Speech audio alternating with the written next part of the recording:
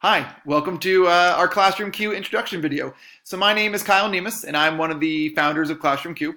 And so we made this video for you just to kind of tell you how to use the tool in your classroom and to give you a quick tutorial on the website itself. And I think you're going to see it's like really simple to use, which is kind of why we made it that way. We know in a world full of like tech tools, the simpler the better, right? So you'll see it's crazy easy to use.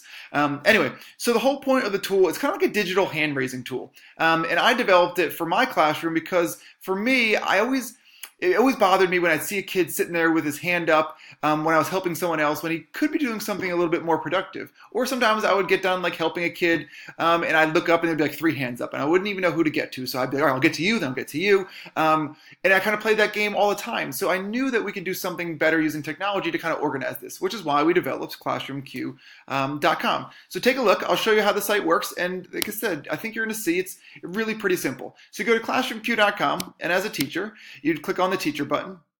And the first thing you would do, like any site, is that you'd create an account. So I already have an account created, so I'm just going to log in real quick. And so once I log in, you'll kind of see what it looks like from a teacher point of view. So I log in, I hit my little start button here, and that's pretty much it from a teacher point of view as far as learning the tool. Like, that's it, you're done. And in front of us right now, we have our queue. And you'll see in just a second that whoever joins the class, this is for the pro version, you can see who's in your class, and the queue will show up over here. And this code's important. So when you log in, it gives you your own special code. So I'm just going to copy this real quick. So if I was a student, what you would do, so let me just show you real quick from like a student point of view. So you tell the students as well, go to ClassroomQ.com, and then they would click on the students. And whatever code was your unique code, you tell them to pop that in there along with their name. So we'll just name me Tim today for whatever reason. And this is what a student sees. They basically see a button in front of them and an option to write a comment. And that's it. Like, that's the site.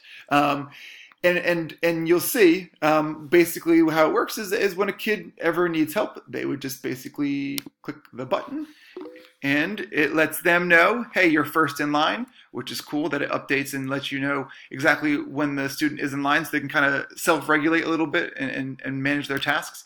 And from a teacher point of view, this is what you'll see. You'll see Tim has joined your class, he's participated one time, and then here's Tim. And so when I'm all done helping Tim and answer his question, I would click him off. And then you'll see back to Tim's page over here, it automatically defaults him and it brings him back to the button. So let's just say that Tim, next time I'm stuck on, I don't know, number 4. And that's what he wants to tell you. He'd hit assistant needed. And what would happen is that you'd get Tim and his comments. I'm going to actually hide this now because I probably wouldn't even want to show that once the class has started. And that's it. And then if another kid joined and he asked a question, he'd show up here and the next kid would show up here. So the idea is really, it basically takes the idea of when kids would write their name on the board maybe to tell you they need help, but instead of them getting out of their seat, they can just kind of click a button. And that's the idea behind it. Okay, and I don't know if I actually showed this feature here. So if a kid is done and they want to cancel themselves, they can do that. It'll take their name off your queue. But down here at the bottom, I guess it's actually, let me see if I can scroll. There it is, okay? It lets them know how many people you're helping at the moment. So if this happened to say, hey, your teacher's helping 6 people right now, they kind of can, again, use that to gauge themselves and figure out if they should ask you for help or they can maybe figure it out themselves. So that's the idea. It's simple. It's easy. As a teacher, I have used this all year long, and I'll tell you, like, a couple times we were working on the website and like, so I couldn't use it. Like, it almost like transformed my class from like complete organization to kind of that semi-chaos that normally exists when you're trying to run around helping kids. I've had librarians use it, and a lot of writing teachers will use it as well when kids are doing a writing assignment. So I guarantee that you can find a way that this is going to fit into your classroom in some way. And what's so cool about this is that it's such a simple idea of just like kids' names popping up on a queue that I've even had some teachers use it for like games where like it's almost like a wireless buzzer where the kids could click the button and then on the queue you'd see exactly who rang in, and you can use it for like games and stuff too. And I imagine there's going to be lots and lots of other uses too. And one last feature that we think is going to be pretty cool too.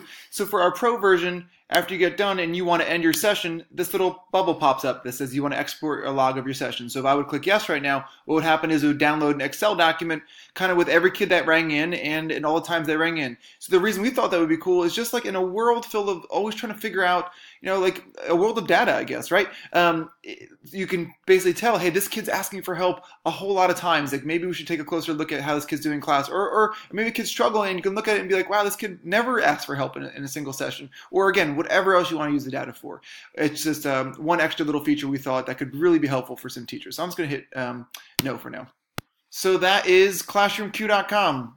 Thanks for watching. You can follow us on Twitter at the ClassroomQ. And more importantly than that, we just hope that you like it, you love it, and tell us any feedback you got, anything that you like or you'd love to see improve. We would love to hear from you.